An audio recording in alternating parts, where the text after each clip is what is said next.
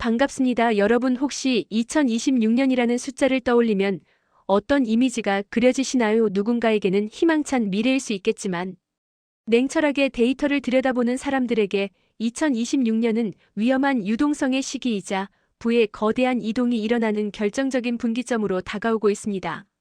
오늘 우리는 이 혼란스러운 경제의 파도 속에서 단순히 살아남는 것을 넘어 어떻게 하면 내 자산을 지키고 불릴 수 있을지 아주 깊이 있는 이야기를 나누어 보려 합니다. 먼저 우리의 지갑을 얇게 만드는 보이지 않는 적 인플레이션에 대해 이야기하지 않을 수 없는데요. 통계청이 발표하는 물가 상승률 숫자에 속으시면 안 됩니다. 정부가 발표하는 물가 상승률이 2.4%라고 하지만 여러분이 마트에서 느끼는 체감 물가는 그보다 훨씬 가혹합니다. 우리가 숨만 쉬고 있는 이 순간에도 통장에 잠들어 있는 여러분의 현금은 조용히 그리고 은밀하게 증발하고 있습니다. 이 현상을 이해하기 위해서는 우리가 살고 있는 이 자본주의 시스템이 어떻게 설계되어 있는지를 뼈저리게 깨달아야 하는데, 이것을 설명하기 위해 수영장 비유를 들어보겠습니다. 여러분의 자산, 즉 구매력이 수영장에 담긴 물이라면 인플레이션은 수영장 바닥에 뚫린 보이지 않는 구멍과도 같습니다. 여러분이 열심히 일해서 연봉을 높이고 은행 이자를 받아 위에서 물을 채워 넣으려 해도 바닥에 뚫린 구멍으로 물이 새나가는 속도가 더 빠르다면 수영장의 수위는 점점 낮아질 수밖에 없는 구조입니다. 더 무서운 사실은 이 새나가는 물이 단순히 증발해서 사라지는 것이 아니라는 점입니다. 그 물은 파이프를 타고 다른 누군가의 수영장으로 흘러들어갑니다. 인플레이션이 발생하면 부는 현금을 쥐고 있는 사람에게서 실물 자선을 가진 사람에게로, 그리고 성실한 저축자에게서 빚을 낸 채무자에게로 이동하게 되는데, 이것이 바로 인플레이션 시대의 제1법칙입니다. 과거 18세기 프랑스 경제학자 리처드 캔틸론은 이러한 현상을 두고 캔틸론 효과라고 명명했는데, 이는 돈이 풀릴 때 그 돈이 사회 구성원 모두에게 동시에 평등하게 도착하지 않는다는 것을 의미합니다. 돈은 가장 먼저 권력과 가까운 곳, 그리고 자산이 있는 곳으로 흘러갑니다. 정부가 경기 부양을 위해 돈을 풀면 그 돈을 가장 먼저 만지는 대기업과 자산가들은 아직 물가가 오르기 전인 싼 가격의 자선을 매입하여 불을 불립니다. 하지만 그 돈이 한 바퀴 돌아 마지막에 월급이라는 형태로 노동자에게 도착했을 때는 이미 시중의 모든 물가가 올라버린 뒤입니다. 결국 성실하게 일해서 월급만 받는 사람들은 돈의 이동 경로에서 가장 마지막에 위치하기 때문에 오른 물가를 온몸으로 맞으며 상대적으로 가난해질 수밖에 없는 잔인한 시차 공격이 발생하는 것입니다. 이러한 내부적인 부의 이동뿐만 아니라 우리는 지금 대한민국 원화 가치의 구조적인 하락이라는 외부적인 충격 앞에도 서 있습니다. 많은 전문가들이 환율 1,500원 시대를 넘어 1,600원 심지어 그 이상까지도 열어두어야 한다고 경고하고 있는데, 이는 단순히 일시적인 현상이 아닙니다. 마치 동네 빵집에서 빵의 개수는 그대로인데 빵 교환권만 10배로 찍어내면 교환권의 가치가 똥값이 되는 것처럼 한국은행이 경기를 살리겠다고 시중에 돈을 너무 많이 풀어버린 결과 원화의 가치가 희석되고 있는 것입니다. 실제로 삼성전자나 현대차 같은 수출 대기업들이 달러를 벌어와도 이를 즉시 원화로 바꾸지 않고 달러 형태로 보유하려는 움직임이 포착되고 있는데, 이는 기업들조차 원화보다는 달러의 미래 가치를 더 높게 평가하고 있다는 명백한 신호입니다. 특히 우리와 경제 구조가 유사한 옆 나라 일본의 상황을 보면 등골이 서늘해집니다. 안전자산의 대명사라고 불리던 일본 국채의 금리가 최근 40년 만에 4%를 돌파하며 폭등했고, 엔화 가치는 달러당 158엔을 넘어 추락하고 있습니다. 일본 정부가 선거를 앞두고 감세 정책을 발표하자 재정 악화를 우려한 투자자들이 국채를 투매하면서 벌어진 일인데, 이것은 남의 나라 이야기가 아닙니다. 국제금융시장에서 원화와 엔화는 마치 샴쌍둥이처럼 동조화되어 움직이는 경향이 있기 때문에 일본의 위기는 곧 한국 원화 가치의 동반 하락으로 이어질 가능성이 매우 높습니다.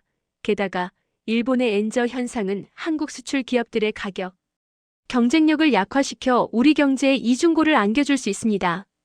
이런 상황에서 정부는 외환 보유고를 헐어 환율을 방어하려 하지만 이는 근본적인 해결책이 될 수 없습니다. 마치 집에 불이 났는데 소방차를 부르는 대신 정수기 물을 뿌려 끄려는 것과 다를 바 없으며, 결국 언젠가는 막아둔 둑이 터지며 거대한 파도가 밀려올 수 있습니다. 환율을 억지로 누르다 보면 결국 외국인 자본 유출을 막기 위해 금리를 올려야 하는 상황에 직면하게 되는데, 이는 1900조 원에 달하는 가계 부채라는 화약고에 불을 붙이는 격이 될 수 있습니다. 금리가 오르면 이자 부담을 견디지 못한 영끌족들의 매물이 쏟아지고 부동산 시장이 붕괴하며 내수 경기 전체가 얼어붙는 최악의 시나리오가 펼쳐질 수도 있습니다.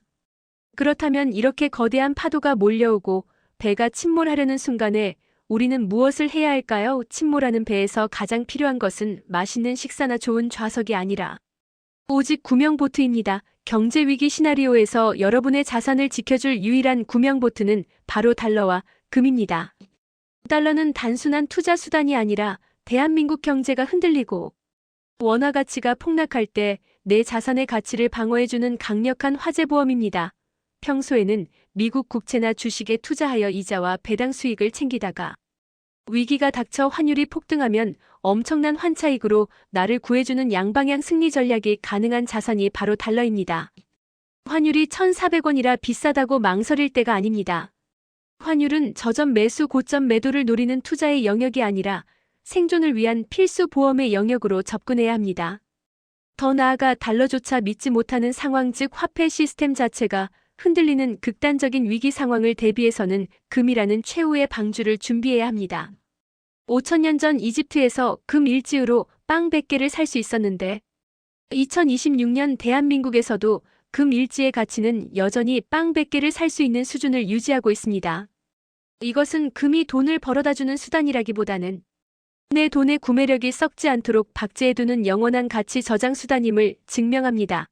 최근 전 세계 중앙은행들이 역대 최대 규모로 금을 사 모으고 있는 것은 바로 이러한 불확실성에 대비한 스마트머니의 움직임이라고 볼 수 있습니다. 금을 투자할 때는 실물보다는 KRX, 금 시장을 통해 주식처럼 거래하는 것이 수수료와 세금 면에서 훨씬 유리하다는 점도 꼭 기억하셔야 합니다. 하지만 너무 비관적인 전망에만 갇혀 있을 필요는 없습니다.